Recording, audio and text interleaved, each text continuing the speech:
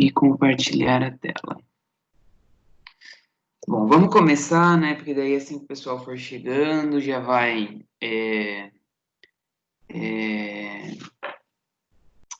entrando aqui na aula e acompanhando a nossa aula, certo? Pessoal, nosso semestre está praticamente acabando, né? Então, hoje a gente vai conversar um pouquinho da parte 2 e da parte 3 da unidade 3, certo? Deixa eu colocar a água aqui. Da parte 2 e da parte 3 da unidade 3, tá bom? E aí essas duas partes, elas falam sobre as patologias, né, em aço, madeira, pintura e desgaste de acabamentos, né? Então são outras patologias além das que a gente já viu na semana passada, né, na parte de estrutura de concreto, alvenaria, né, que eram as fissuras, trincas e rachaduras.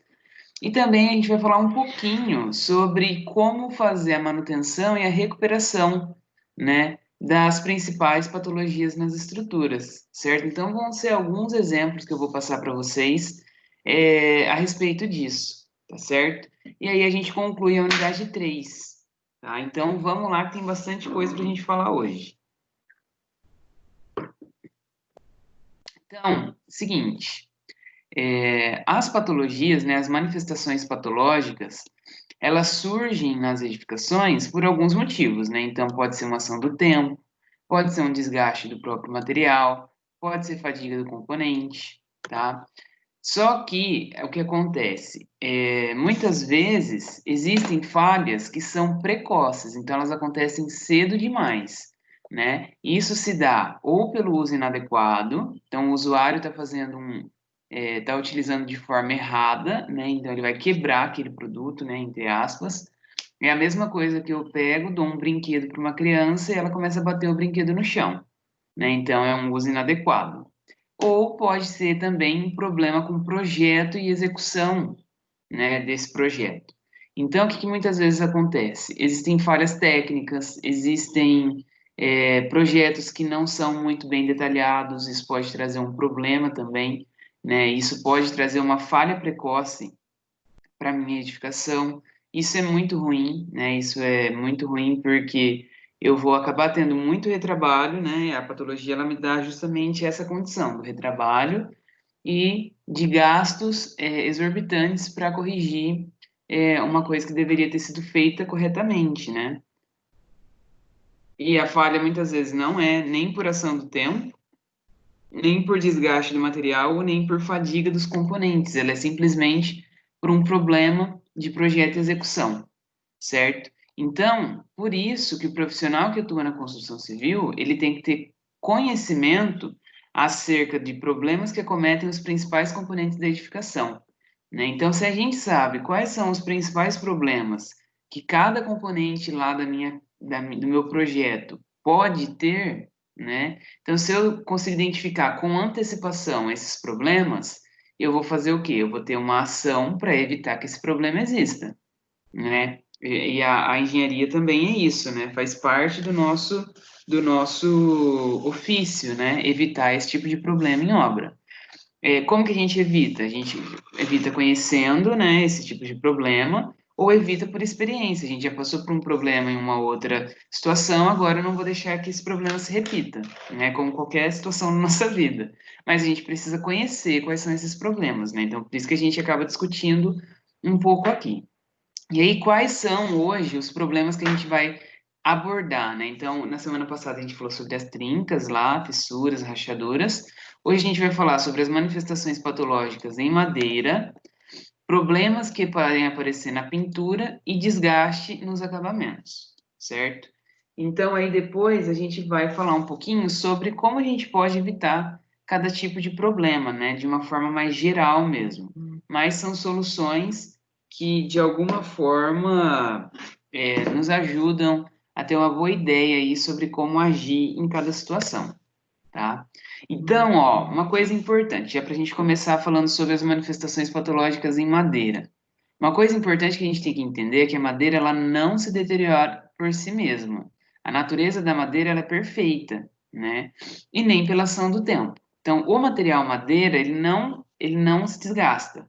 Porém, E tanto que existem aqui, ó, construções desse material que têm centenas e milhares de anos, né? Só que, ó, então olha aqui, esse templo de madeira lá no Japão, tá? Então são construções milenares e que estão ali, né? Ó, então essa parte toda aqui é de madeira, a estrutura dela é toda de madeira, né? Lá no Japão. Olha só a inauguração dela, foi em 607 depois de Cristo. Então já tem aí mais de 1.500 anos, quase 1.500 anos. E é madeira, né? Então ela não se deteriora. Por que que existem as manifestações patológicas na madeira? Devido à ação de agentes que deterioram esse material, né? Então, muitas vezes a gente pensa que é a madeira que se deteriora, é a madeira que se decompõe, e na verdade não, né? São as bactérias ou outros aspectos mecânicos, né? Eu estou só falando isso, né? Por quê? Porque eu estou querendo dizer que a madeira, ela é exatamente igual a qualquer outro material que a gente utiliza. O concreto, ele não se deteriora por si mesmo, precisa de um agente que vá deteriorar ele, né? No caso da madeira, esses agentes, eles podem ser agentes biológicos, físicos, químicos ou mecânicos, né? Então aqui, ó, em relação aos aspectos mecânicos, podem ser falhas de projeto, porque a madeira pode ser mal dimensionada, né, até por falta de conhecimento, um problema de execução ou uma falta de manutenção, né? Então, por exemplo, se a gente pensar na madeira, a madeira ela precisa ter uma seção transversal mínima, assim como o concreto, para ela suportar determinada tensão. Se eu não prever essa seção transversal mínima, pode acontecer um problema, né? Então, mecânico ali que vai gerar uma patologia, seja um empenamento da minha peça, seja um rompimento da minha peça, o aparecimento de uma rachadura, né? Aí a madeira também, em construções de madeira, a gente trabalha muito com ligações entre madeiras, né, entre as peças. Essas ligações, elas precisam de uma boa execução. Se eu não tiver uma boa execução das ligações, eu posso fazer com que surja ali um problema, né, facilmente. Ou então, se eu utilizar uma madeira verde, que é aquela madeira que ainda não foi seca da forma correta, né, então ela ainda é úmida. Então, o que que acontece? Conforme ela vai se secando ao passar do tempo, eu acabo tendo uma movimentação dessa peça, né? E aí, quando eu tenho essa movimentação, isso vira um problema. Outra coisa, a madeira, para ser utilizada, ela precisa ser tratada, então ela tem que passar por um processo de pressurização, né? Que é dentro de autoclaves.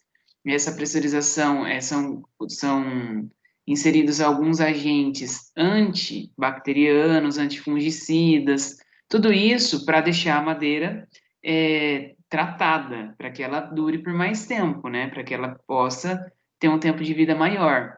Então, se eu não uso esse tipo de madeira, ela também vai passar aí por uma deteriorização precoce, né? E também se eu não manter a manutenção, não mantiver a manutenção, não mantiver a minha madeira pintada ou envernizada, assim como qualquer outro material, né? Então, esses são os aspectos mecânicos. Aí, ó, ação biótica. Então, para que tenha uma ação biótica, são necessárias algumas condições propícias. Então, as bactérias e os fungos, eles não se propagam em situações que não são propícias, né? Nessas situações envolvem umidade, temperatura e oxigênio, né? O que não é muito difícil a gente promover no planeta Terra, né? Porque a gente tem umidade, a gente tem uma temperatura interessante, né? Na verdade, quanto maior a temperatura, mais fácil com que as bactérias se propaguem, e oxigênio, né? Que a gente tem aí 30% da nossa atmosfera é oxigênio, né? Se eu não me engano. Então, não é muito difícil. E aí, a madeira, ela vai ser o quê? Uma fonte de alimento para essas bactérias que estão nesse ambiente, certo? Então, por isso que a madeira, ela pode ser porque ela é natural, né? Então, ela é orgânica. Então, para as bactérias e para os fungos, ela é um bom alimento, né? Então, ela é fácil como que eu posso dizer, delas digerirem, é diferente de um concreto, por exemplo, né? Então, por isso que para acontecer a deteriorização, por exemplo, de um material tipo concreto, que é um material inerte, na verdade ele nem se deteriora por ação biótica, é muito difícil, é muito tempo, né? Assim como os polímeros demoram, por isso que a gente não pode jogar materiais plásticos na natureza, por isso que a gente tem lá um local específico para destinar os materiais da construção civil, porque não vai ter essa ação biótica. Na madeira isso já é possível, né? Só que, é igual eu falei, ela tem que ter uma condição propícia. Se eu não deixo isso acontecer, então, por exemplo, tá, meu ambiente tem umidade, mas se eu faço minha madeira ser impermeável e não receber essa umidade, já não tem um ambiente propício para a propagação das bactérias, certo? Então, e além disso, quando eu quiser tirar essa minha construção de madeira e jogar fora, por exemplo, porque ela está muito antiga e eu quero mudar, que é o que acontece hoje em dia, né? Já muitas pessoas demolem a própria casa para construir uma nova. Então, aí o que que vai acontecer? Essa madeira ela vai ser decomposta muito mais facilmente, né? Então, é um mecanismo até da natureza, né? Então, ela produz e ela deteriora. Agora, o concreto, por exemplo, não é a natureza que produz e não é ela que deteriora, né? Então, assim, existem prós e contras aí. Mas, enfim, ação biótica na madeira é isso, né? Então, aqui, nessas circunstâncias, como eu falei, né, essas circunstâncias anteriormente ditas, a madeira ela pode perder resistência, sim, né? Então, exemplo aqui, ó, madeira, ela é composta por hemicelulose, celulose e lignina, né? E aí o que que vai acontecer? Os fungos, eles vão segregar enzimas que degradam a celulose. Então, o fungo ele vem se alimentar de uma parte da celulose, né? Então aí a celulose é o que é a maior composição da madeira, então ela vai embora mesmo, né? Mas daí se eu não deixar com que os fungos se propaguem ali, por exemplo, tirando a umidade dessa madeira, que é uma das condições para o uso dela na construção civil, ok, eles não vão chegar ali. E depois é só manter a manutenção. Então aqui, ó, madeira úmida. Ela pode ficar mofada, vão vir os fungos. Aí o que que vai acontecer? O fungo ele vai se alimentar dessa madeira e essa madeira vai diminuindo o volume dela, né? Ela vai sumindo ali. Por quê? Porque ela está se tornando alimento para os fungos e para as bactérias. E aí, à medida que eu vou reduzindo esse volume, eu reduzo seção transversal, eu reduzo a área de resistência dela. Então, aí, perdendo a resistência, eu posso comprometer a minha estrutura. Então, é muito sério, né? Então, a gente tem que realmente tomar cuidado. Os ataques por inseto também estão entre as principais deterioradores de madeira, né? E eles escavam os túneis e orifícios, certo? Então, um indicativo visual de quando a gente tem um ataque de inseto é quando eu tenho pó e excremento na superfície da peça. Então, se for um ataque por fungo, eu tenho mofo. Se for um ataque por inseto, por exemplo, os cupins, ó, eles começam a aparecer esses furinhos aqui, ó. Eles vão fazendo esses pequenos furos na madeira até que aqui dentro é cheio de caminho, entendeu? Então, é tipo formiguinha mesmo. E aí, esses caminhos, eles fazem com que se reduza também a área de seção transversal, que reduza a resistência da minha peça, e por aí vai. Certo? Olha lá, ó. Olha por dentro como que fica. Fica todo destruído, né? E aí depois, à medida que vai passando o tempo, eles vão é, destruindo mais ainda, né? Então esse aqui é o típico ataque por cupim, certo? E aí tem também algumas causas que são abióticas, né? Então, elas não são aí propícias de ações bacterianas ou fungicidas. Então, elas têm origem física, química, atmosférica, meteorológica ou o próprio incêndio, né? Então, aqui, ó, quais são os agentes físicos?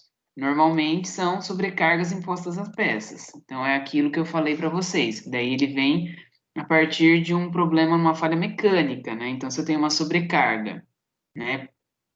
Ou então, vamos supor que eu fiz um dimensionamento que não previu todas as cargas que teriam ali. Isso vai gerar uma sobrecarga, né? Isso pode gerar aqui, ó, deformações permanentes nas fibras da madeira. E ela pode ficar ali empenada, né? E, enfim, isso é uma patologia muito séria, né? Aqui, a origem da sobrecarga pode ser estrutural, então uso inadequado, falta de manutenção, erro na concepção, problema nas ligações. Ela pode ser de origem mecânica, né? Então desgaste em ponte, por exemplo, pela passagem de veículos, recalque, acúmulo de neve. Então, conforme vai passando o tempo, se vai gerando muita sobrecarga ali, é natural, né, que exista um desgaste. Esse é um desgaste considerado mecânico. Ou ela pode ser atacada, né, por animais ou vandalismo, enfim, né? A madeira ela é facilmente, se alguém quiser de alguma forma provocar algum defeito ali, com algumas ferramentas é possível, né? Acaba sendo mais fácil do que fazer isso numa estrutura de concreto, por exemplo, né? Então, essas são causas abióticas, certo? Então, aqui, ó, telhado para neve. Por isso que o telhado para neve, ele é tão inclinado aqui.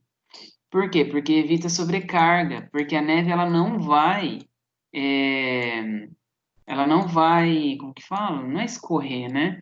Ela não vai ter aqui um deslizamento para baixo, se o meu telhado for muito pouco inclinado. E aí isso poderia gerar o quê? Uma sobrecarga na minha estrutura do telhado, que geralmente é de madeira, né? Então isso poderia provocar não só uma patologia aqui nas peças das telhas, né? Mas também na estrutura que suporta. Então por isso que telhado ele tem que ser telhado para neve, ele tem que ser assim muito inclinado, certo? Então, olha aqui, ó, o Museu Histórico de Londrina, nesse caso, é uma réplica de uma construção europeia, né? Mas ele é um telhado para neve, certo? E a estrutura dele toda de madeira. Ele foi feito todo em madeira para poder ele foi feito inclinado para poder representar. No caso de Londrina não neva, né? Mas é uma representação aí da arquitetura, certo? E olha só como que esse tipo de situação pode influenciar na arquitetura, né, de um local. Porque para nós aqui isso não é comum de jeito nenhum. Por quê? Porque não é uma necessidade para nós, né? Não gera uma patologia para a gente. Assim como outras coisas geram patologia e a gente precisa se proteger, né? Então, aí existem também as degradações químicas, né? Que é quando eu tenho contato com ácido ou base, né? E esse contato ele pode gerar aqui uma corrosão, né, nos meus elementos metálicos. Então, principalmente nas ligações de madeira. Por quê? Nas ligações das estruturas de madeira. Que geralmente as ligações elas são feitas por peças metálicas, né? Então, essa corrosão ela pode dar algum problema nessas ligações, que daí se influenciam na minha estrutura de madeira como um todo, certo? E existem produtos ácidos que favorecem a proliferação dos fungos, né? Então, além de prejudicar aqui a corrosão dos elementos metálicos, ele vai ajudar a proliferar fungos lá na madeira, né? Que daí já são os agentes bióticos. E também tem o intemperismo, né? Que são, como que eu posso dizer, são ações devidas ao clima, né, do local.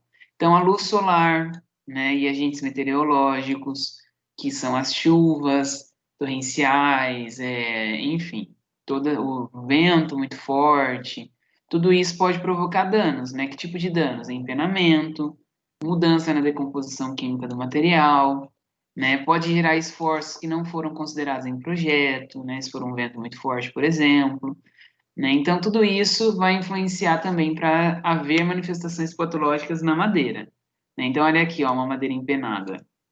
Isso aqui é parte de uma cerca, né? Provavelmente, mas olha só, ela está sujeita a ações do intemperismo. Então, aí acabou tendo esse empenamento aqui e não tem muito como ter controle sobre isso, né? A não ser que eu utilize já uma madeira tratada, uma madeira bem preparada, né, para esse tipo de situação.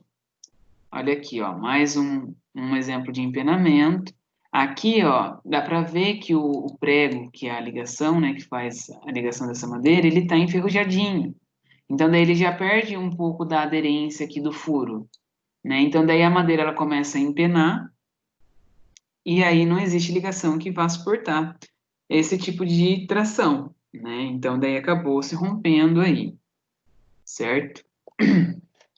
E os danos por incêndio, né? Então, aí esse é o tipo de propagação mais rápida, né, desse material, porque existe uma combustão, né, desse material. Então, ele vai se tornar carvão, né? E aí começa ali pela parte externa, né? O, essa o incêndio, né, ele vai começar a transformar a transformar a parte externa em carvão, né, e o centro dessa madeira ele permanece. E aí o que acontece? Sempre que a gente vai projetar uma estrutura de madeira, a gente considera uma superfície um pouco maior, né, uma área de seção transversal um pouco maior, porque a gente considera a proteção contra incêndio, né? Então, o que que acontece? Se caso pega fogo numa estrutura de madeira, ele vai primeiro, porque a madeira ela demora para ser consumida, né? Por mais que seja rápido, ela demora muito mais que uma estrutura metálica, por exemplo. Então, muitas vezes o problema na estrutura de madeira não é nem a madeira em si, é o pino de aço que está fazendo a ligação dessas madeiras, porque ele sim vai se derreter mais rapidamente. Mas a estrutura de madeira em si, ela tem como se fosse um combustível, entre aspas, que é uma área de tensão transversal um pouco maior, que vai fazer com que demore muito mais tempo para avançar aqui, ó, essa combustão da madeira. Então, daí a parte de fora, então vamos supor, aqui seria aqui uma viga de madeira. Então, aí toda essa parte aqui, ó, que eu vou pintar de amarelo, ó, toda essa parte aqui é uma parte que ela vai além da necessidade da estrutura, mas ela é prevista em caso de incêndio. Então, por quê? Porque se eu tiver só essa partinha branquinha aqui que está no centro, já é suficiente para suportar a minha carga. Mas eu estou colocando mais porque se um dia tiver incêndio, queimar toda essa parte amarela e sobrar só essa aqui, a minha estrutura ainda não cai. Ela ainda suporta as cargas que estão ali, né? Porque vai chegar uma hora que o fogo ele não consegue mais avançar, a não ser que demore muito tempo, né? Mas aí ele vai perdendo força, né? E aí nisso a casa ela ainda fica em pé, né? A estrutura ainda consegue permanecer em pé, tá? Então, e aí sim, né? Se a temperatura continuar a subir, daí logicamente existe um colapso da estrutura. Mas por outro lado, se a temperatura for controlada, o fogo for controlado, eu consigo manter essa estrutura. E depois é só fazer ali algum reparo, né? Um encamisamento, aí já são as soluções para essas manifestações patológicas. Então, só para a gente resumir, quem são os agentes bióticos? As bactérias, os fungos, os insetos e os perfuradores marinhos, né? No caso de pontes que estão aí nos rios. Ok, então esses são os agentes bióticos porque eles são animaizinhos da natureza, biológicos, que vão deteriorar a minha madeira. Aí existem os agentes físicos, que são de origem estrutural, são os danos mecânicos, os próprios animais ou o vandalismo, que vão de alguma forma destruir fisicamente a minha estrutura. Aí existem os agentes químicos, que vão fazer a corrosão nas ligações metálicas, né? E aí o efeito da corrosão faz com que exista proliferação de fungos na madeira, né? Que daí já viriam lá para os agentes bióticos, né? Depois tem os agentes atmosféricos ou meteorológicos, que são os intemperismos, né? A luz, o intemperismo, danos por inchamento ou retração da madeira devido a chuvas, ação do vento, né? E por fim, o último agente deteriorante da madeira é o incêndio, né? Que é o fogo, certo? Então, pessoal, essa é a origem dos agentes patológicos, né, das manifestações patológicas na madeira, certo? Agora a gente vai falar um pouquinho sobre os problemas que podem surgir na pintura, né? Então, quais são as principais manifestações patológicas que a gente tem na pintura? Então, a gente tem três principais, né? Mas existem outras. Três principais, na verdade, né? Mas existem outras. A eflorescência, a saponificação, o descascamento e bolhas, enrugamento, crateras ou mofo, né, que também a gente chama de bolor, certo? Então, existem esses 6. Todos eles, basicamente, a gente já viu e podem ter todos numa mesma edificação, certo? Então, vamos falar um pouquinho sobre cada um, né? Então, o que é a eflorescência? São quando materiais básicos, né, que são os materiais alcalinos, se depositam na superfície e faz com que surjam manchas brancas, certo? Então, isso pode acontecer ou por conta do reboco, teve uma cura incompleta, né? Então, o que acontece? Eu fiz o reboco, não esperei a cura desse reboco, que são 28 dias que eu tenho que esperar, e fui lá e pintei. E aí, o que acontece? Querendo ou não, o reboco, a cura dele acontece por uma troca que ele tem entre a atmosfera e a superfície do reboco. A atmosfera e a superfície do reboco. Então, na superfície ali, existe essa troca aí, a água sai, enfim. E aí, se eu pinto essa superfície de reboco, eu impeço com que a cura aconteça. E aí ela vai acontecer, essa cura vai ser, como que eu posso dizer? Mas essa troca vai ter que acontecer ali por meio entre essas duas superfícies, porque ela não para de acontecer porque é uma reação química. Então, isso pode fazer com que algum material alcalino se deposite ali nessa superfície e surjam manchas brancas, né? Então, olha aqui, ó, o que pode acontecer. Isso aqui é a eflorescência da pintura. Pode ter fluorescência só do reboco? Pode. Pode ter fluorescência lá no acabamento? Pode também. A da pintura é mais ou menos esse tipo aqui, certo? Olha só, manchinha branca. Não é a cal, mas é uma reação que pode ser provocada por ela, certo?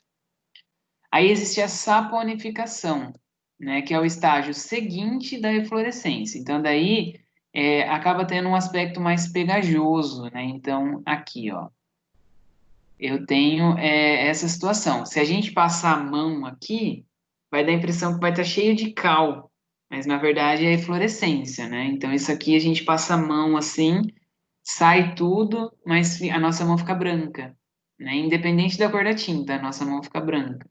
Então, é algum agente alcalino que está depositado ali e que ficou em excesso, né? E às vezes por baixo da tinta, às vezes a tinta tem uma qualidade um pouco melhor, e aí faz com que tenha essa saponificação, certo? Depois a gente tem o descascamento e as bolhas, né? Que é o descolamento da tinta. A saponificação, ela ocasiona isso também, certo? É, Por que pode acontecer o descascamento? Por alguns motivos, né? Então, ou a minha superfície ela podia ter alguns agentes, alguma sujeira, né? Alguma poeira, algum pó, alguma coisa nesse sentido. Ou então foi uma falta de aderência, né? Então, ela surge justamente pela falta de aderência ocasionada por isso. Ou então, se ela foi pintada por cima de uma pintura antiga sem nenhum tipo de tratamento.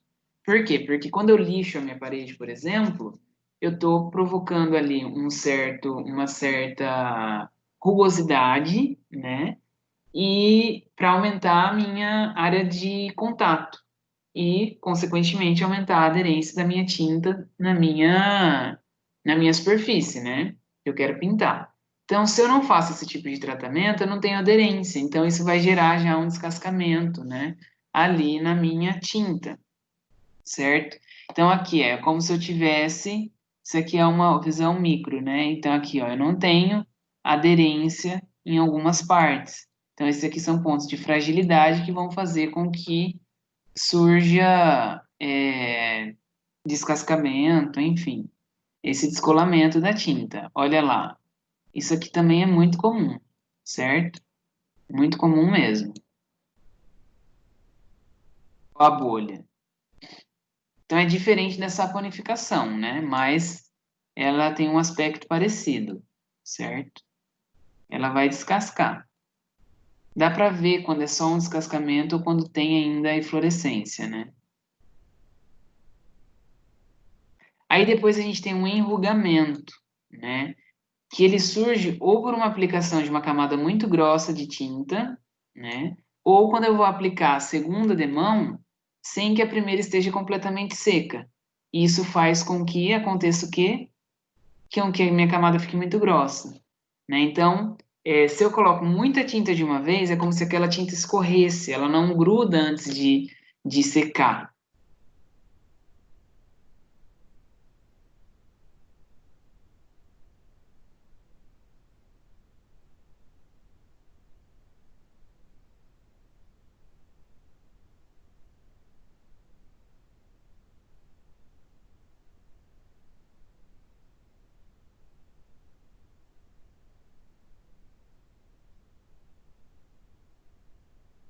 Caiu, mas vamos continuar. Tá. Então, se eu aplico uma segunda demão sem que a primeira tenha sido completamente seca, eu vou estar ocasionando justamente isso, né? A primeira nem secou ainda, eu vou aplicar mais uma demão, a tendência é com que fique muito pesado, né? E aí aconteça esse tipo de situação aqui, ó, esse enrugamento. Existem tintas que elas têm, aquelas tintas laváveis, principalmente, elas têm uma tendência a ter mais esse tipo de problema de enrugamento, então tem que tomar mais cuidado.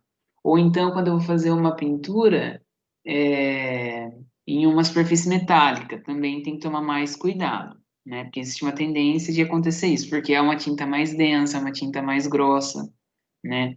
Outra coisa, se eu não fizer a correta diluição dessa tinta, então toda tinta eu tenho que colocar um pouco de água, ou um pouco de solvente que seja, né? Aí o que acontece? Se eu não fizer, se eu não passar, se eu não colocar esse solvente, dissolver um pouco a minha tinta, pode ser que ela fique também mais propícia a ter esse tipo de problema, né, do enrugamento, certo? E uma outra coisa que pode provocar, caso eu não tenha uma diluição adequada da tinta, são o surgimento de pequenas crateras, né? E daí eu tenho aqui, ó, a presença de óleo na superfície no caso de tintas à base de óleo, né? Porque a gente também tem tintas à base d'água, então isso acontece um pouco menos, né? Mas em tinta a óleo, isso pode acontecer se eu não diluir corretamente ou diluir com um solvente errado, né? Então, se eu tenho uma tinta à base de óleo, eu tenho que dissolver ela com um solvente à base de óleo, certo? Se eu tenho uma tinta à base d'água, eu tenho que dissolver ela com água, né?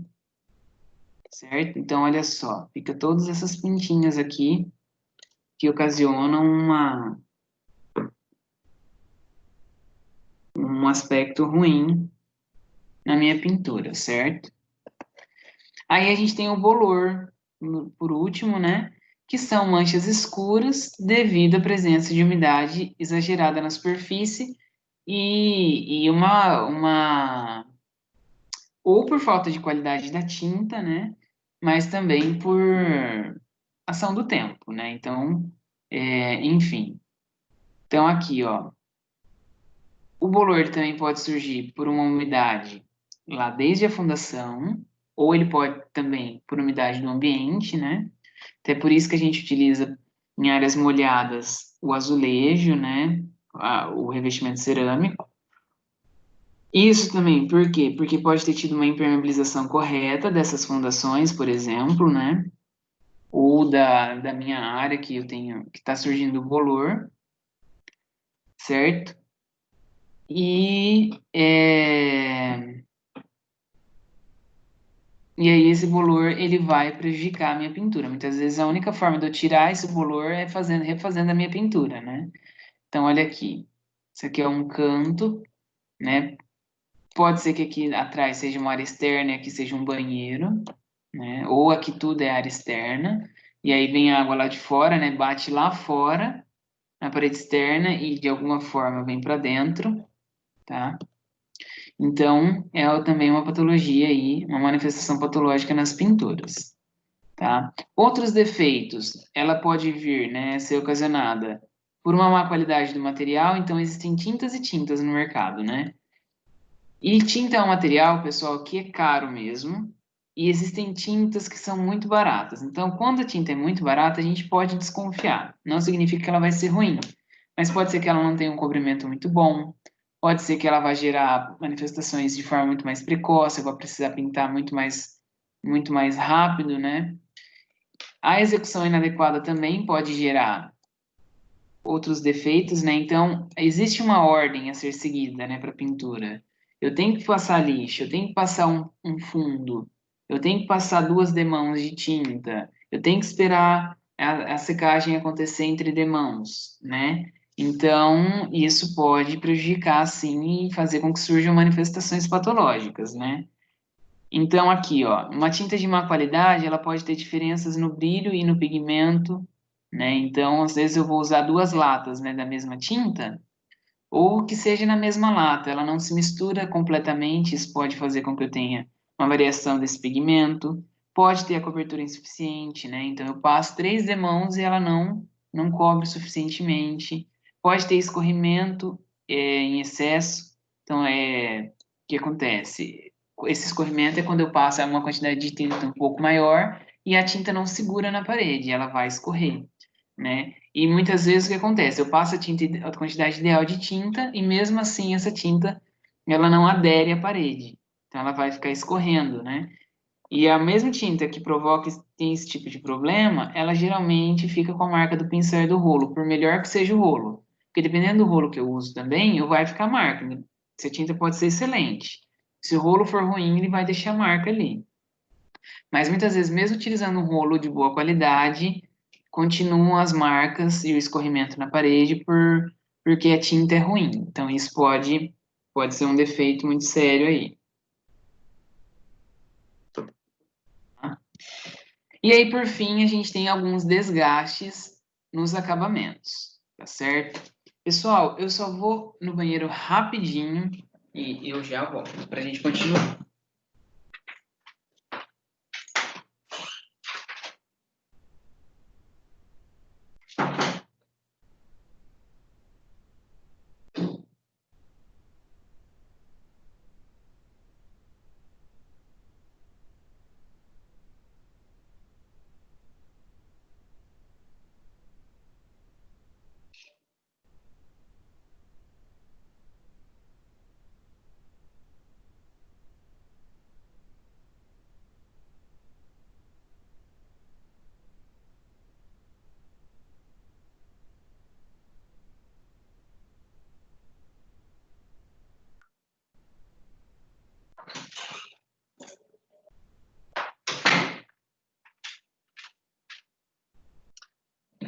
Prontinho. Na sexta-feira eu tive um probleminha no rim. Então, eu estou tomando bastante água e evitando ficar com vontade de ir no banheiro, né? Porque pode dar problema. Mas vamos lá. Então, aqui, ó. Aí por fim, a gente vai conversar um pouquinho sobre o desgaste nos acabamentos para depois conversar sobre a manutenção, enfim, como isso pode acontecer, como isso se dá, né? Então, o que que a gente tem de acabamento? A gente tem os revestimentos cerâmicos, né? Tanto em ambientes internos quanto em fachadas. Esses revestimentos cerâmicos em fachadas, eles são as pastilhas, né? São todos as fachadas que a gente vê que não são atuais, mas em alguns prédios mais antigos a gente vê ainda, né? Então, quais são esses defeitos comuns que existem? O empossamento, né? Que isso pode ser ocasionado por um caimento errado das placas ou do contrapiso, né? Então, pode ser desde o contrapiso que está errado até as próprias placas, que muitas vezes elas são empenadinhas, né? Então, isso pode ocasionar um empossamento, certo?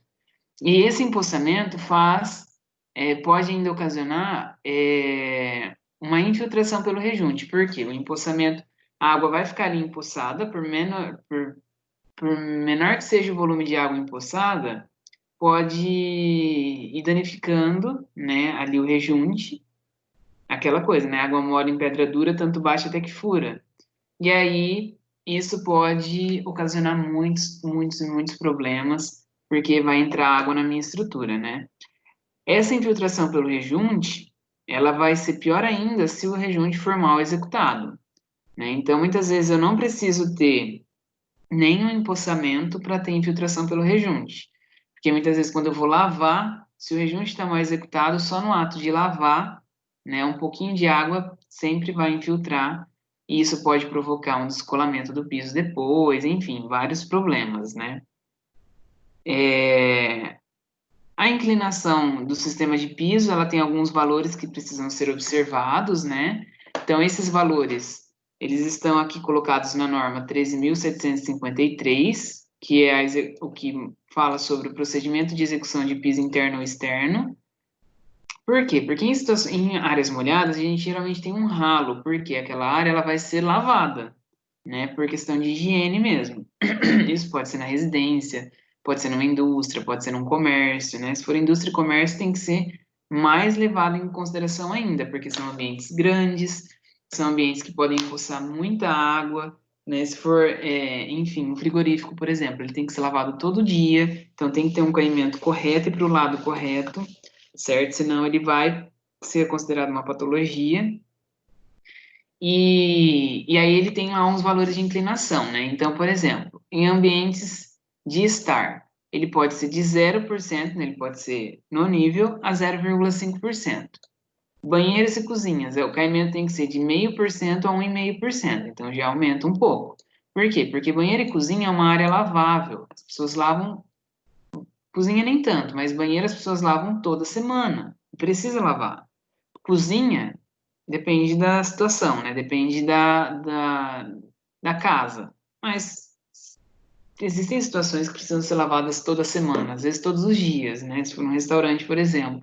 Não. Mas assim, vai ser lavado com frequência, né? Então precisa ter um caimento correto, porque para evitar qualquer tipo de empoçamento.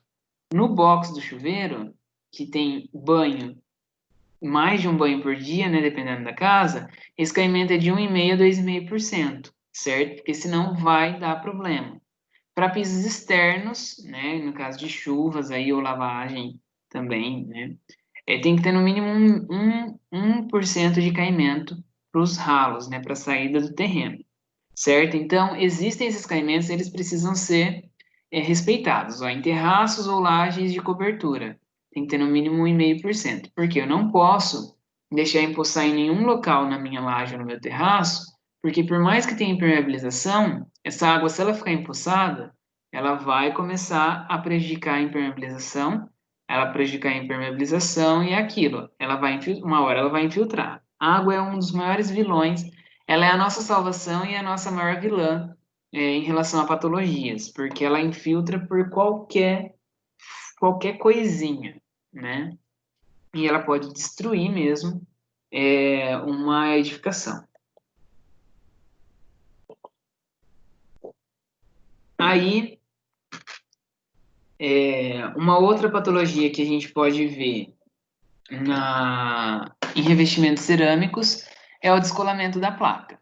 Esse descolamento ele pode acontecer por várias situações, inclusive por absorção, por infiltração de água, né? Porque essa água ela vai infiltrar a parte de baixo da minha peça, ela é mais porosa, ela pode entrar na peça, ela pode fazer a minha peça aumentar e descolar, né? Mas além disso, ela pode ser ocasionada por uma execução inadequada, né? Então, é, por exemplo, pelo espaçamento incorreto entre as juntas. Então, se eu preciso ter uma junta lá de 0,5 centímetro, tem que ter, entendeu? Porque senão vai acontecer um descolamento da minha placa no futuro, porque esse piso cerâmico ele vai ter uma dilatação térmica.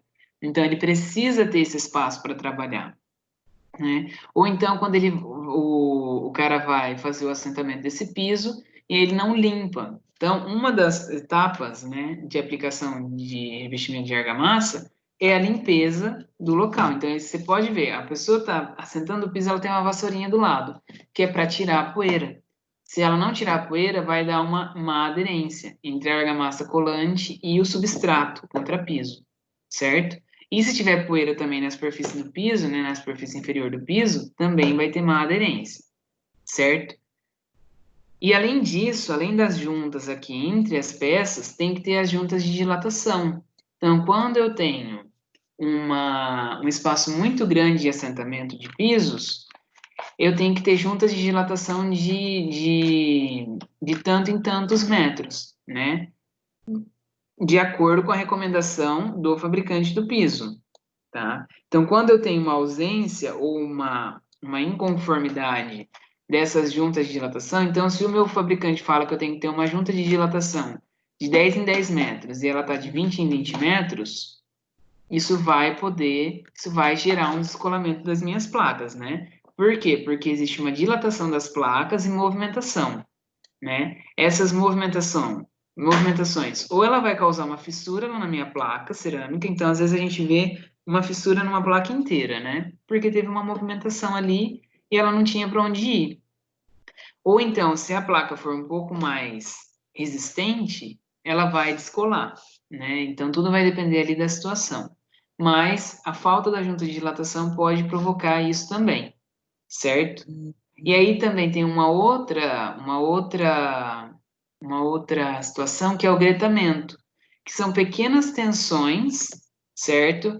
Que ocorrem ali em cima da minha peça cerâmica, né?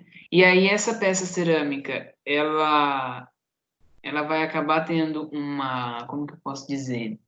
Uma deteriorização daquele esmalte ali em cima, e essa deteriorização do esmalte de proteção dessa peça cerâmica faz com que existam pontos de infiltração, né?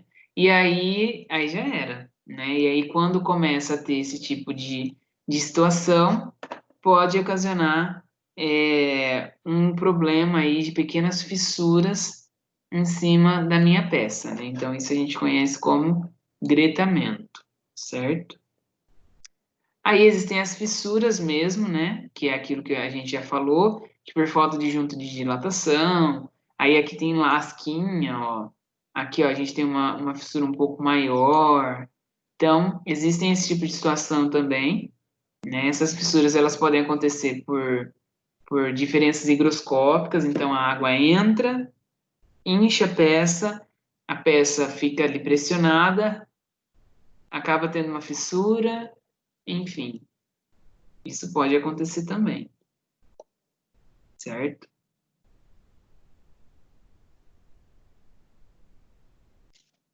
Então aí a gente precisa ter aqui, ó, sempre prever as juntas de dessolidarização, né, que são as juntas de dilatação, para ambientes internos. Essas juntas elas têm que estar em áreas menores do que 32 metros quadrados, então eu não posso ter uma área de piso total com mais de 32 metros quadrados, né? E para ambientes externos essa área é ainda menor, eu tenho que ter a cada 20 metros quadrados uma junta de dilatação. Por quê? Porque lá fora a gente tem ação do intemperismo. Então, essa dilatação ela é muito mais problemática, né? Porque vai ter chuva, daqui a pouco tem sol. Aí tem um solzão, daqui a pouco tem vento. Então, isso vai ocasionar muito mais movimentação do que nos ambientes internos, certo? E aí, ó, essa junta, ela sempre tem que ser de um material flexível. Por quê? Porque esse material ele tem que permitir essa movimentação, tá? Se ele não tiver essa flexibilidade, não vai adiantar nada, né? Porque daí eu vou ter problema do mesmo jeito. Eu vou impedir o meu material de ter uma movimentação, certo? Então, aqui, ó, isso aqui é um exemplo de junta de dessolidarização. Tá? Então, aqui a gente tem um pilar ou uma parede, né? E aí essa junta, ela tá bem aqui, ó, no meu encontro entre esse material, entre esse componente, que é o pilar, né? E o restante do piso, né? Que vem acontecendo aqui, ó. Então, aqui a gente tem uma outra junta, ó, certo? Mas aqui a gente também tem essa junta que daí ela tem que ser a junta com material flexível, assim como essa, né? Mas essa aqui é a junta que a gente chama de dessolidarização e essa aqui é a junta que a gente chama de junta de dilatação, certo? É que a dessolidarização ela é caracterizada quando eu tenho dois materiais diferentes. Então aí, por exemplo, aqui eu tenho o contrapiso, aqui eu tenho um azulejo ou um pilar, né? Ou então aqui eu tenho um tipo de piso, aqui eu tenho um outro tipo de piso. Então essa junta ela tem que ser um pouco mais reforçada, enfim, porque eu vou ter movimentações diferentes entre as minhas peças. Então aqui ó, eu tenho um tipo de piso e aqui eu tenho um outro tipo de piso. Então eles vão ter movimentações diferentes. Aqui eu preciso ter uma junta de dessolidarização com um material flexível que vai permitir uma movimentação dessas duas placas aqui dos dois lados, né? Então pode ser um material polimérico, enfim. Aí a gente tem também as eflorescências nas cerâmicas, né? O que são essas eflorescências? São manchas esbranquiçadas na superfície, que é a mesma coisa que acontece lá na pintura, só que agora ela ultrapassa a peça cerâmica, né? Pelas juntas ali, que é justamente o transporte de sais solúveis da alvenaria ou do reboco. Então, devido àqueles materiais alcalinos, né, esses sais eles saem para fora. Então, olha só, ela vem lá de trás e fica depositada aqui. Se eu vim com um paninho limpar, vai limpar, mas daqui a pouco vai ter mais, certo? Então, é um problema. Mas muitas vezes a gente tem que trabalhar com alguma correção química dessa superfície, enfim, existem aí algumas possibilidades.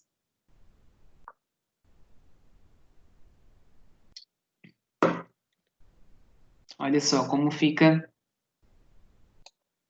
feio.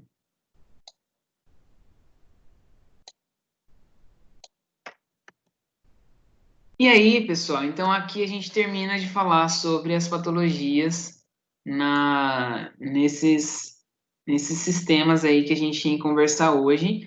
E agora a gente vai falar um pouquinho da parte 3, que é a parte que fala sobre a manutenção dessas patologias, né? Então, para começar, eu trouxe aqui esse gráfico para vocês que fala sobre o desempenho de uma edificação conforme o tempo, né? Então, quando uma construção ela é feita, né, ela tem que ter um determinado desempenho, um nível de desempenho aqui. Conforme vai passando o tempo, como a gente falou lá no início da aula, o tempo ele é um agente que vai ocasionar uma deteriorização na minha obra. Então, reparem aqui, ó, eu tenho um desempenho alto e ele começa a cair, cair, cair, cair. Aí aqui eu tenho um degrauzinho para cima. O que que é esse degrauzinho? É a manutenção. Então, quando eu faço uma manutenção na minha edificação, ela volta a subir o desempenho. Ela nunca vai ter um desempenho como era no início, né? O desempenho dela nunca vai ser o mesmo que o início, mas ele volta a ter um bom desempenho. E aí, com a ação do tempo, ele volta a ter uma queda no desempenho. Quando eu faço uma outra manutenção, olha o que acontece: sobe de novo, e aí volta a decair, certo?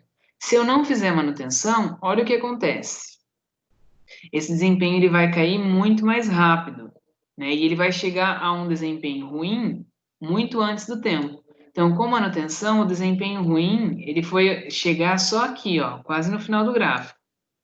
Sem a manutenção, olha quando esse desempenho já era ruim, bem antes, né? Então, ó, eu tenho uma vida útil muito menor do que se eu tiver uma manutenção. Então, a manutenção de tempos em tempos, ela é necessária, né? Então, as manifestações patológicas, elas surgem é, independente de qualquer problema de execução, né? A própria ação do tempo vai fazer com que alguma manifestação patológica vá acontecer, né? Isso faz parte da vida útil. Só que eu posso retardar isso, né? Assim como muitas vezes a manifestação patológica ela acontece de forma precoce, eu posso conseguir retardar utilizando aí estratégias de manutenção ao longo do meu uso do meu produto, certo? Então, esse desempenho ele está completamente relacionado à manutenção. Então, o tempo de vida útil ele está completamente relacionado à manutenção. E depois que eu entrego a obra para o meu cliente, se ele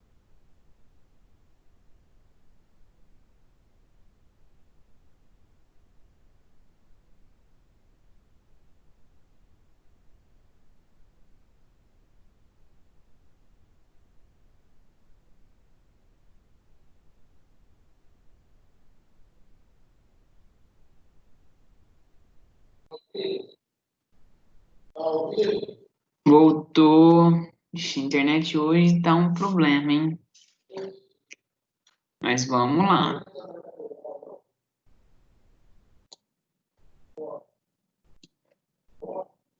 Pessoal, qualquer coisa me avisa no grupo do WhatsApp, tá?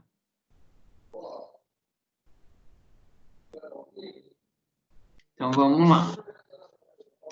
Então aqui, ó, uma vida útil sem manutenção. Ela tende a ser significativamente menor do que com intervenções de manutenção, certo? Por quê? Porque a cada intervenção que eu faço, eu elevo um pouco o meu desempenho. É aquilo que eu falei, eu não volto a ter o mesmo produto que eu tinha inicialmente. mas eu elevo esse desempenho. Que tipo de manutenção é essa, pessoal? Correção de uma manifestação patológica, ou então uma pintura para um reforço da minha impermeabilização, né? Ou um reforço da minha estrutura que seja, né? Tem muitos tipos de manutenção que a gente pode fazer. E aí eu tenho diferença entre manutenção, reforço e recuperação, né? Então, reforços e recuperação, eles acontecem após a ocorrência e verificação de um problema, né? Então, a manutenção não necessariamente é por um problema. Ela tem que acontecer porque tem que acontecer. Agora, quando eu tenho que fazer um reforço ou uma recuperação, é um tipo de manutenção? Sim, mas é porque foi a partir de um problema que surgiu, certo? Então, aqui, ó, o reforço, ele é o aumento da capacidade resistente do elemento em questão. Então, eu estou reforçando, né? Aquele ali, ele não está condenado, mas ele precisa de um reforço porque tem uma sobrecarga, por exemplo. Agora, a recuperação é quando eu preciso restituir a integridade física da minha peça. Então, eu preciso muitas vezes até trocar aquela peça, né? Então, eu tenho uma porta que está quebrada. Eu preciso fazer a recuperação dessa porta. Então, é melhor eu trocar essa porta. Estou fazendo uma manutenção, né? Uma recuperação e estou recuperando aí, restituindo a integridade física do meu produto, né? Então, aqui, ó, a substituição é um tipo de recuperação, certo? Situações graves, né, são aquelas que vão além do projeto de reforço ou recuperação, né? Então aí eu preciso, muitas vezes, é, alterar vários sistemas ali da minha obra para poder conseguir fazer recuperar a minha o meu produto, né, a minha edificação. Para isso, existem diversos testes, ensaios, né, que a gente pode fazer. Então, quando eu tenho situações mais graves que envolvem mais de um componente da minha obra, eu tenho que pensar aí de forma mais sistêmica, né? Então, aí eu vejo se existe a possibilidade da restituição, né, dessa recuperação, e também serve para balizar a escolha da técnica, né? Então, como que a gente vai fazer nesse local? Então, em situações que são graves, que eu posso ter até o rompimento da minha estrutura, né? Eu tenho que ter esse estudo um pouco mais analítico, um pouco mais aprofundado. Então, existem esses testes que me ajudam nessas situações, certo? E quais são os casos de intervenção necessária, né? Então, o que que eu preciso fazer? É a mesma coisa que um médico faz quando a gente está doente. Então, ele precisa ver o histórico da construção, né? Então, desde quando isso está acontecendo, se já passou por um tipo de reforço ou recuperação da estrutura, né? Aí eu faço um levantamento dos dados do projeto, né? Então, como que é aquela edificação, quais são os outros pilares ou quais são os outros componentes dessa edificação, né? A gente tem que identificar se existe diferença, né, entre o projeto e a execução, porque muitas vezes nem projeto tem, para falar a verdade, né? Mas quando tem o projeto, eu vou ver se existem diferenças, né, entre o que foi projetado e o que foi executado, porque pode ser um problema de projeto, né, assim como pode ser um problema de execução. Eu preciso também avaliar se existem condições de adentrar a edificação para poder fazer uma análise, uma vistoria presencial, certo? Porque muitas vezes eu preciso fazer esses testes e esses testes precisam ser no local. Mas se, por exemplo, há uma edificação que sofreu um processo de incêndio, então ali todos os meus componentes estão deteriorados, né? Então pode ser um problema, pode ser um problema de segurança adentrar esse local. Então eu preciso estar de olho nisso para eu não fazer cagada, né? Não colocar em risco a minha própria vida, né? Aí, se existirem mudanças no projeto original, né, para execução, o que que acontece? Muitas vezes existe um projeto e que não foi executado corretamente.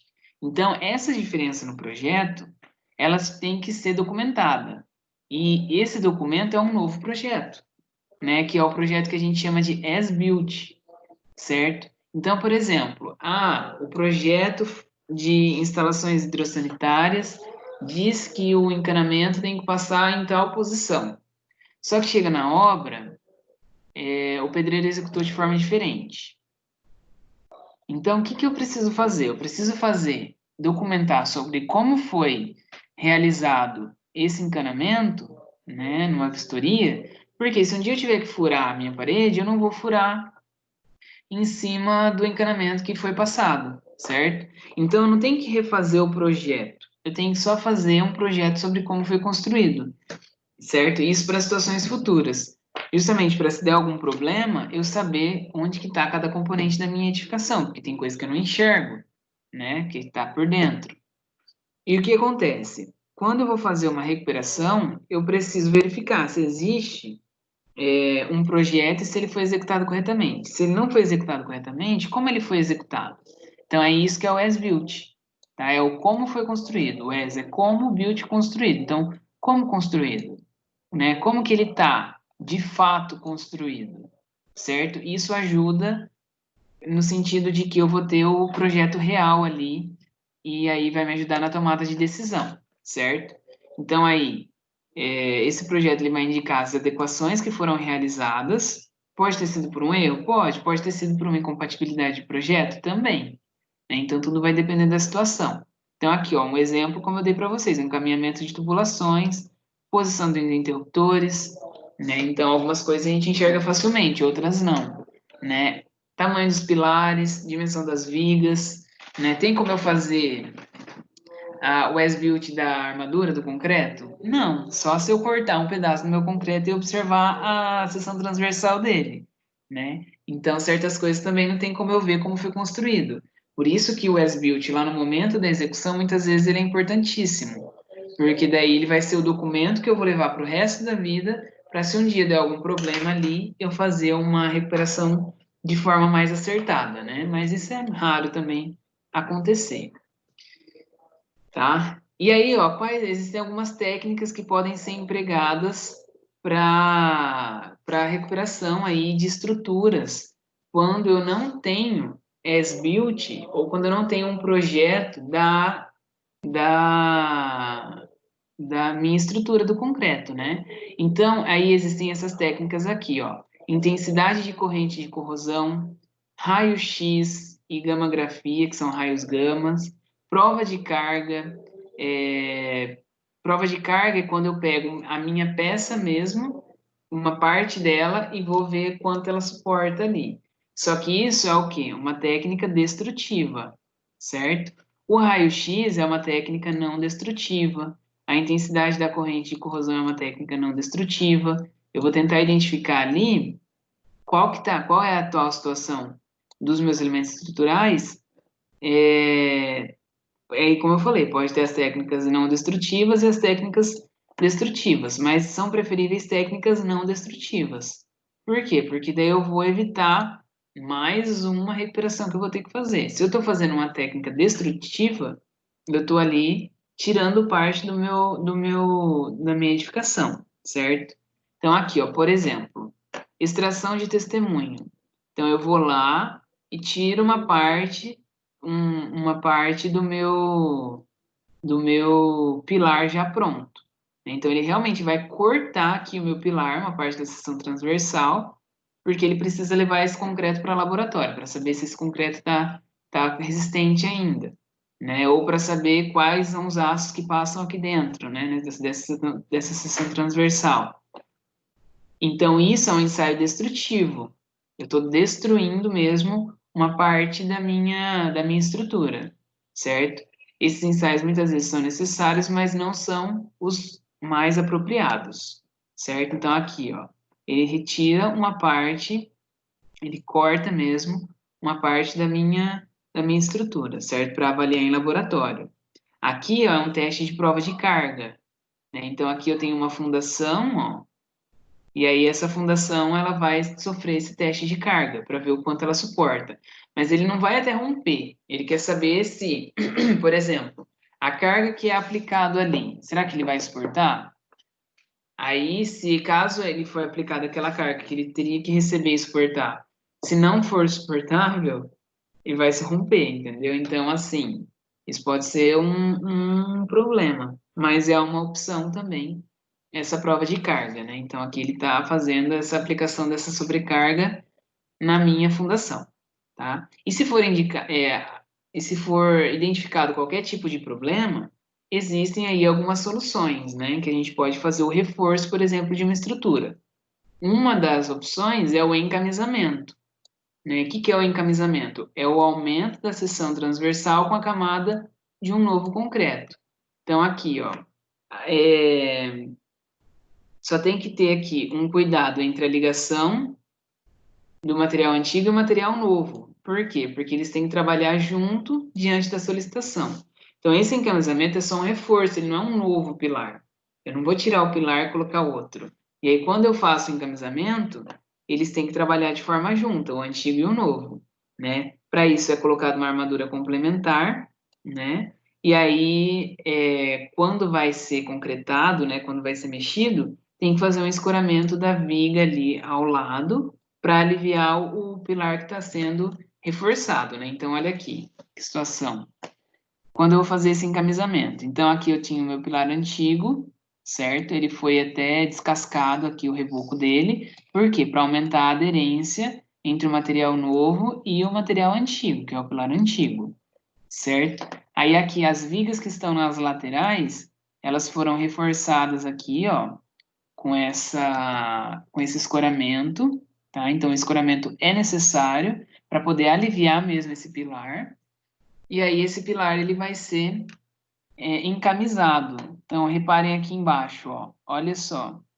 Esse encamisamento ele vai até lá na fundação, certo?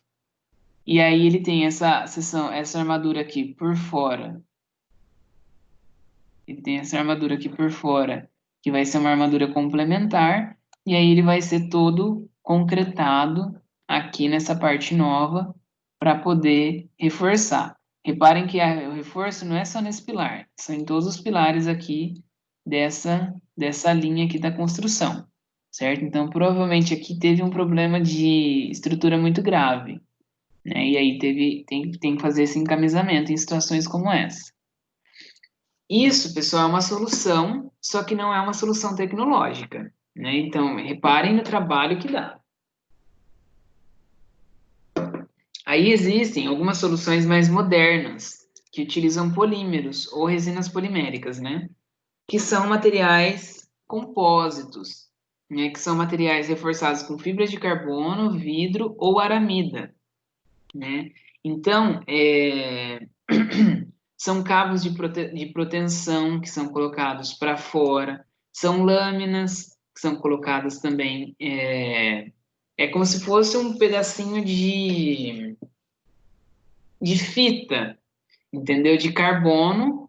E aí essa fita ela tem uma super resistência à tração, né? E aí existem outras situações que ajudam na compressão, né? E aí, com isso, é possível fazer, assim, um reforço na minha estrutura, sem necessariamente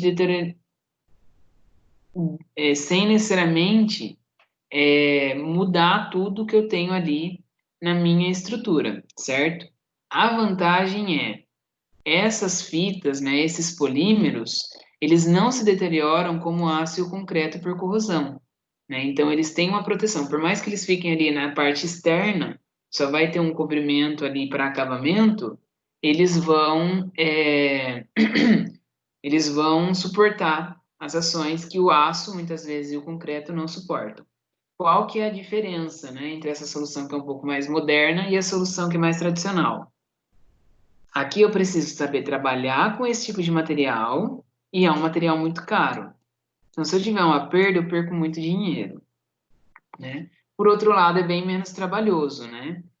Então, aqui, ó, esses são os materiais compósitos, né? Que é quando eu tenho dois ou mais componentes que juntos apresentam características mecânicas distintas dos elementos individuais. Então, se eu pego lá um polímero e uma cerâmica, misturo, né? Polímero ele tem um comportamento, cerâmica ele tem um outro comportamento. Os dois juntos vão ter um comportamento melhor ainda, né? Então, normalmente nesses materiais compósitos, a matriz dele, né, O interior dele é preenchido por fibra ou partícula com função de reforço, ou ainda como lâminas e painéis, como eu falei, fitas, enfim, esses materiais eles vão ter aí um comportamento um pouco diferente do que a gente está acostumado, né? Aí vocês podem me perguntar, mas por que que a gente já não faz construção com esses compósitos? Porque eles ainda são muito caros. Eu acredito que vai existir um avanço, sim, tecnológico muito grande e vai fazer com que a gente tenha aí o uso de compósitos na construção civil de forma muito mais comum, né? E não só de alvenaria ou cerâmica, enfim. Esses materiais que a gente tem que são materiais muito frágeis, né? Ou que estão expostos a problemas como problemas de corrosão, né? Enfim, todos os problemas que a gente tem aí normalmente na construção civil. Mas os compósitos hoje eles já podem ser utilizados como medidas de solução para correção de problemas estruturais, né? E aí existem os compósitos naturais, que são ossos, madeira, concha, né? E aí existem os compósitos artificiais, né? Que, por exemplo, o concreto, ele é um compósito. Por quê? Porque ele é uma pasta de cimento, né? E tem agregados ali. Então eu tenho um material que porque a gente tem três tipos de materiais, né? A gente tem os materiais cerâmicos, os materiais poliméricos e os materiais metálicos, né? Então aí essa pasta de cimento misturado com as partículas de agregado, eu tenho um material compósito de dois tipos de cerâmica, né? E aí o que acontece? Quando eu faço lá um reforço com uma fibra polimérica, né? Então sempre a gente vê alguns trabalhos por aí falando assim, concreto com adição de carbono, de fibra de carbono, ou concreto com adição de fibra de silicone, concreto com adição de carvão mineral. Isso eu estou criando o quê? Um concreto reforçado. Então, é um tipo de compósito, mas não deixa de ser o concreto ainda. Né? A gente tem outros tipos de compósitos muito mais reforçados, né? Quando a gente tem, então, tem uma fibra de vidro, uma fibra de carbono com vidro, né? Então, tudo isso é um tipo de compósito artificial, né, que é criado para reforço da nossa estrutura. Então, muitas vezes pode ser que eu vá ter que utilizar um concreto mais forte, um concreto mais resistente para recuperar uma estrutura que está ali necessitando de um reforço, certo?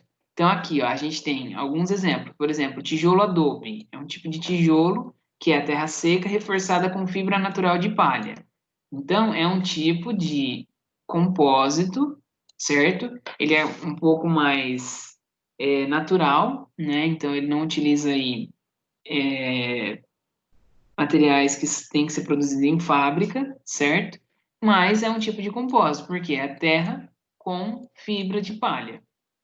Aí eu tenho também a fibra de vidro, que já é fabricada. Então eu tenho ali uma matriz que é composta por resinas, silicones, fenóis, finos, fios de vidro, certo? Finos fios de vidro. Então o que que vai acontecer? Eu vou ter uma mistura, né, entre materiais que vai me gerar um compósito, um material composto por dois ou mais tipos de materiais que vão ter um comportamento excelente com relação à resistência mecânica, certo? Com relação a agentes químicos que não vão mais atingir de forma grave esses materiais compósitos, certo? Como a gente tem comumente, né? Nas nossas construções.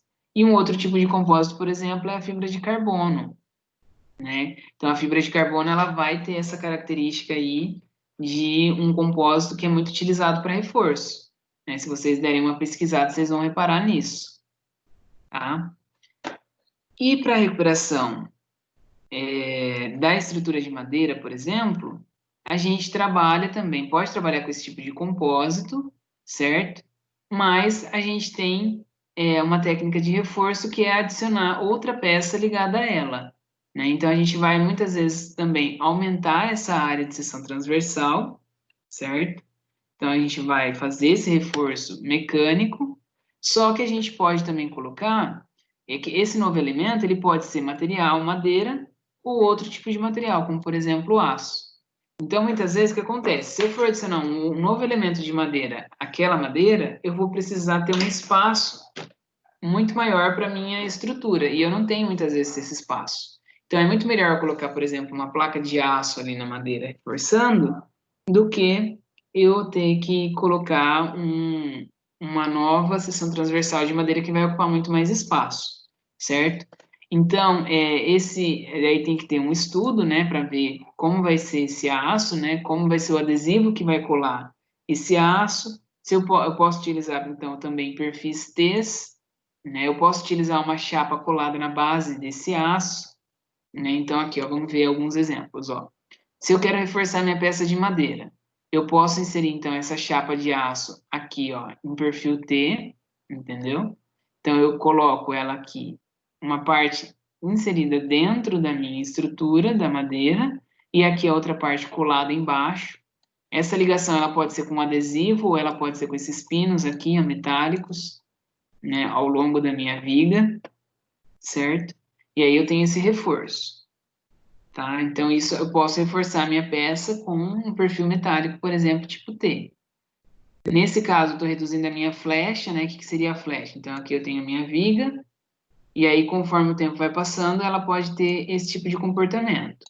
Esse espaço que tem aqui, ó, entre a minha viga e o que ela vai se tornar é a flecha. Se eu faço uma adição com esse tipo de material metálico, ela vai reduzir essa flecha. Então, ela vai voltar a ter aquela característica inicial do meu elemento estrutural, certo? O perfil dele traz resultados ligeiramente superiores por causa da inércia dele, né? Então, daí, como ele tem uma inércia um pouco maior, ele vai combater a flecha de forma mais interessante, tá? Mas isso tem a ver mais com cálculo estrutural. É só a nível de curiosidade aqui pra gente, certo? Então, daí existem os métodos tradicionais de recuperação de estrutura de madeira, o mecânico e o adesivo, né? Então, o que que é o tradicional? O tradicional, ele é o mais comum. Então, eu vou substituir simplesmente a estrutura existente por novas peças, né, com dimensões semelhantes às originais. Mas isso dá muito trabalho, né? Mas mantém as características originais do projeto, né? Aí é uma execução que precisa de muito maior cuidado, porque eu preciso reforçar, eu preciso cuidar de todos as possibilidades que podem, né, surgir ali, todas as variabilidades. E o comportamento estrutural, ele pode ser limitado. Então aí eu vou ter que talvez ter uma limitação ali da minha estrutura, eu vou ter que fazer algum reforço aparente, que eu não gostaria que ficasse aparente, né? Então, ele vai ter uma limitação ali. Aí, os métodos mecânicos e adesivos, eles são métodos mais rebuscados, né? Então, é quando eu vou adicionar as peças de madeira, concreto e aço, além daquilo que eu já tenho, né? Então, esses conectores de aços metálicos aí colados com resinas epóxis, como aquela peça que eu mostrei, ela vai ser um método mecânico e adesivo, certo? Por quê? Porque eu não estou utilizando, não estou substituindo a minha madeira, né? Então, não é tradicionalmente, não é um método tradicional. Eu estou ali incrementando a minha estrutura, certo? Aí eu tenho que ter eu tenho que me preocupar daí com a resina, né? Que eu vou utilizar para as peças metálicas, né? Essa resina é como se fosse uma espécie de pintura nas peças metálicas para evitar a corrosão da chapa metálica, certo?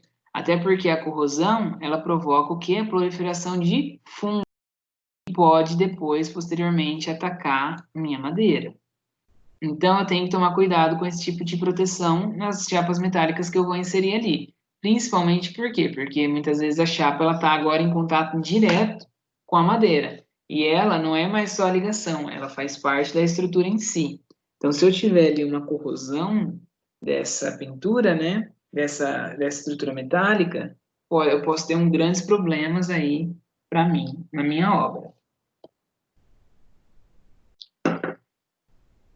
Uma outra forma de fazer esse reforço na madeira é com encamisamento também, igual a gente teve lá no pilar de concreto, né?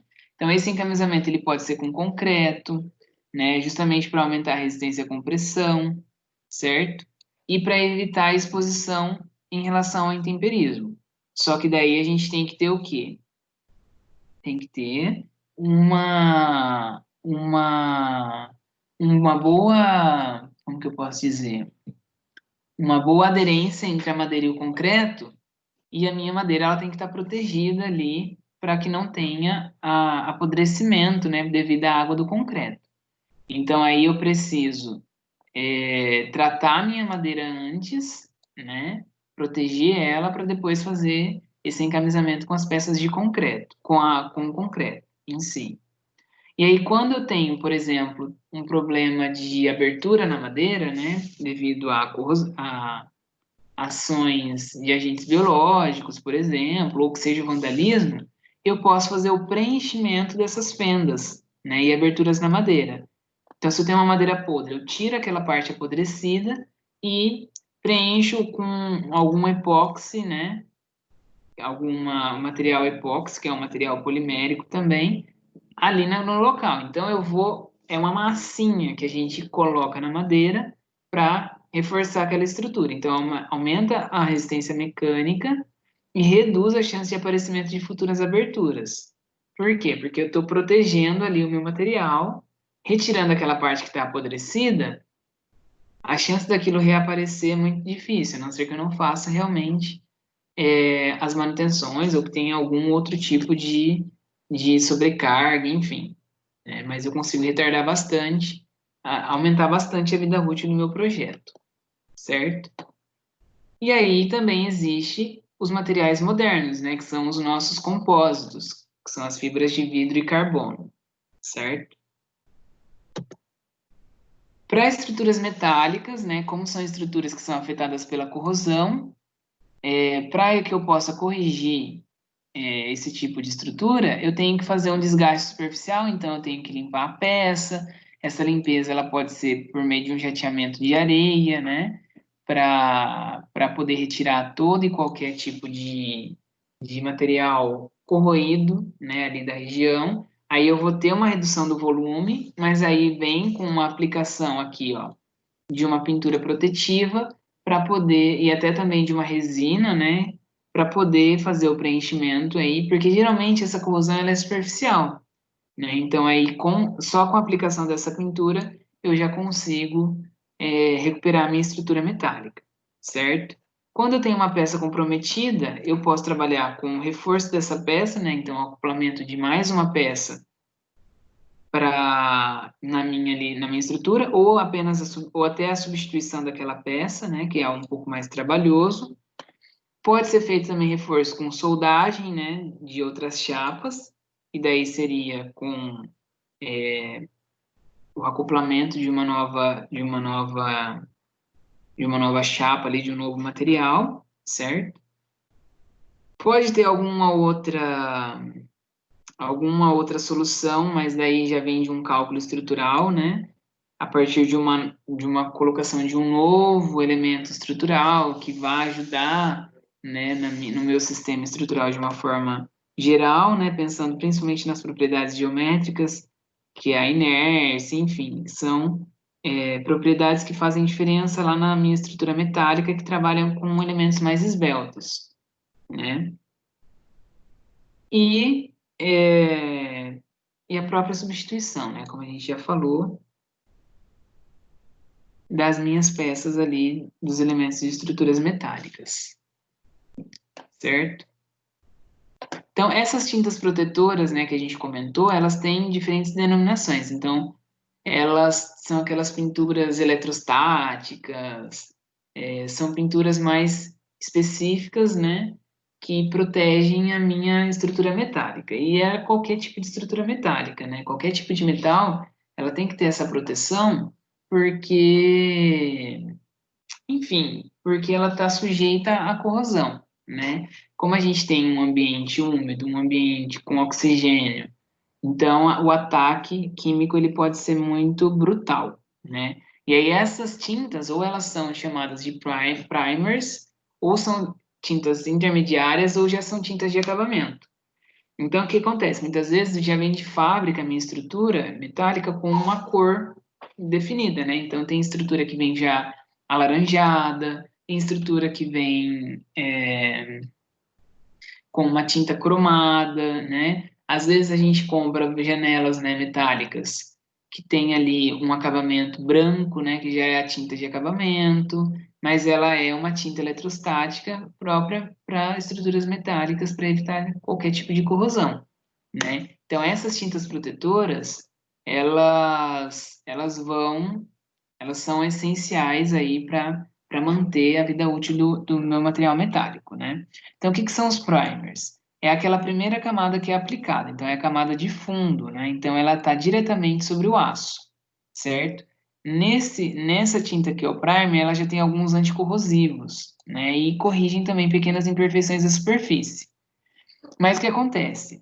Muitas vezes esse primer ele já é feito e depois vai ser feita uma camada posterior lá na minha obra.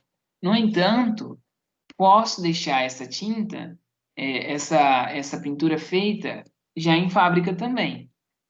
Aí tem a segunda camada, que seriam as tintas intermediárias, né? Então ela tem uma espessura maior, ela aumenta o nível de proteção e são camadas superiores ao primer. Então eu tenho o fundo, eu tenho a camada intermediária e aí tem a tinta de acabamento, que ela pode ser uma tinta também vinda de fábrica, né? E ela vai estar em contato com o meio mais agressivo. Então ela tem que de alguma forma proteger para que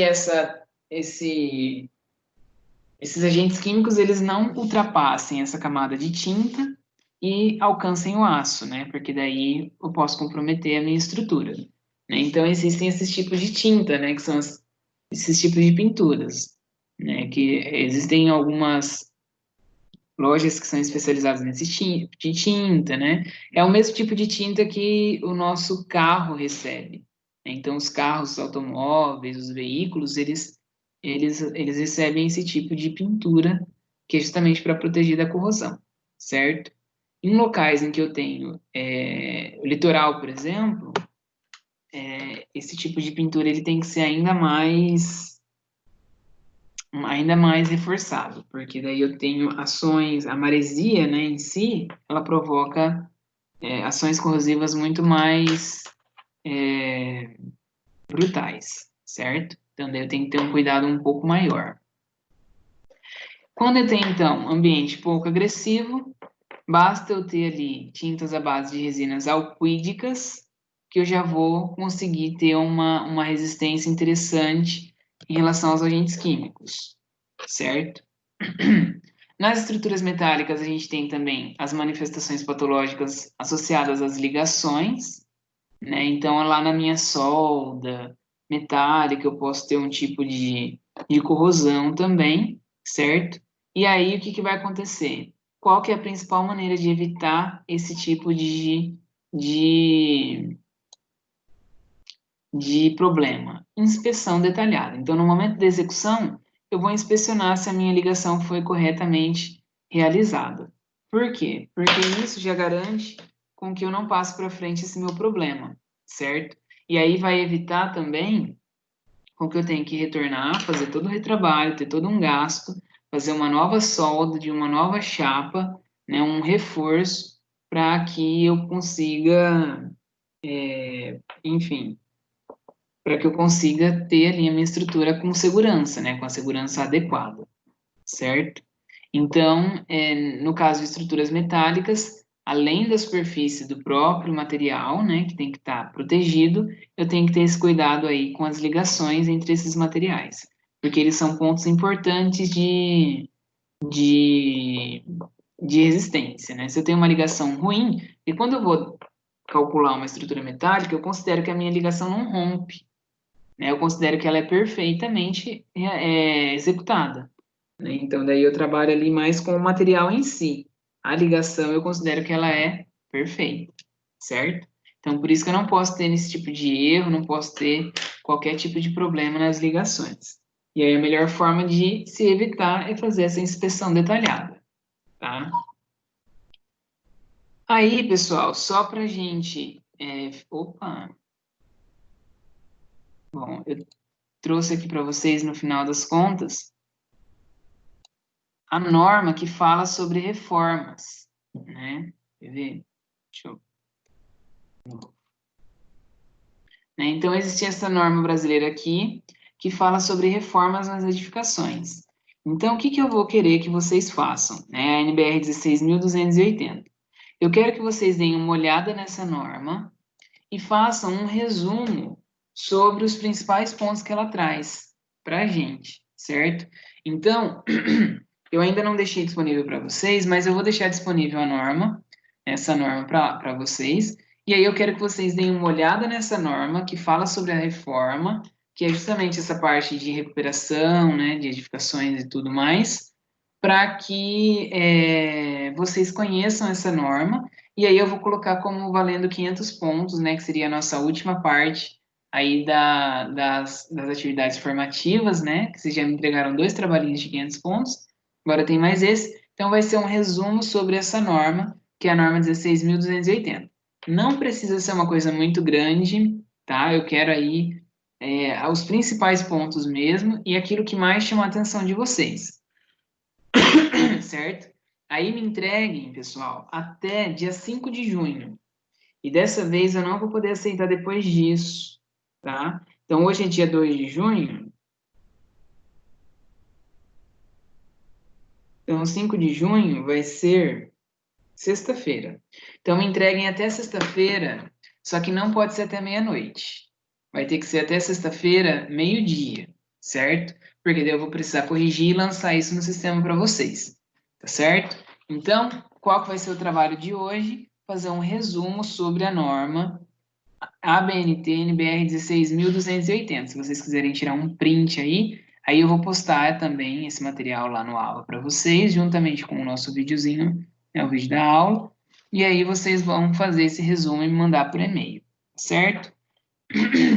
Então aí com isso a gente finaliza a nossa aula de hoje, tá? Então aí semana que vem a gente vai falar um pouquinho sobre o quarto capítulo e na outra semana a gente já tem a prova, tá? Aí a prova ela vai ter o mesmo formato do primeiro bimestre, certo?